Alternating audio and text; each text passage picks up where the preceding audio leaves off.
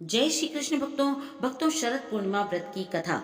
शरद पूर्णिमा की पौराणिक कथा भगवान श्री कृष्ण द्वारा गोपियों संग महारास से है, लेकिन इसके महत्व को बताती एक अन्य कथा भी मिलती है जो इस प्रकार है। मान्यता के अनुसार बहुत समय पहले एक नगर में एक साहूकार रहता था। उसकी दो पुत्रियां थी। दोनों पुत्री पूर्णिमा को उपवास रखती, लेकिन छोटी पुत्री हमेशा उस उपवास को अधूरा रख और दूसरी पुत्री हमेशा पूरी लगन और श्रद्धा के साथ पूरे व्रत का पालन करती। समयोपरांत दोनों का विवाह हुआ। विवाह के पश्चात बड़ी, जो कि पूरी आस्था से उपवास रखती थी, ने बहुत ही सुंदर और स्वस्थ संतान को जन्म दिया, जबकि छोटी पुत्री के संतान की बात या तो सिरे नहीं चढ़ती थी या फिर संतान जन्मी तो वह जीवित नहीं रहती।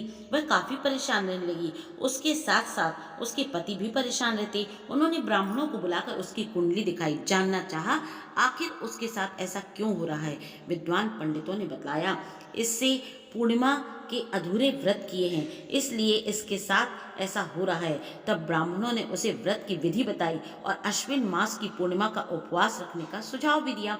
इस बार उसने विधि पूर्वक व्रत रखा, लेकिन इस बार संतान जन्म के पश्चात कुछ दिनों तक ही जीवित रही।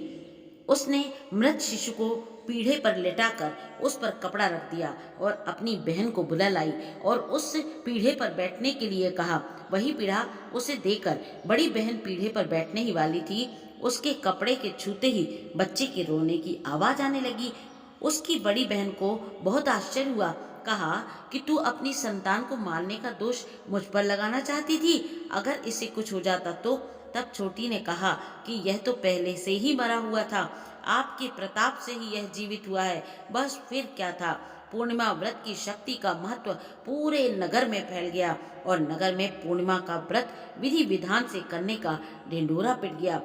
तो भक्तों, आप भी शरद पूर्णिमा का व्रत रखिए और इसके महत्व को समझिए और फल को प्राप्त कीजिए। जय श्री कृष्ण भक्तों।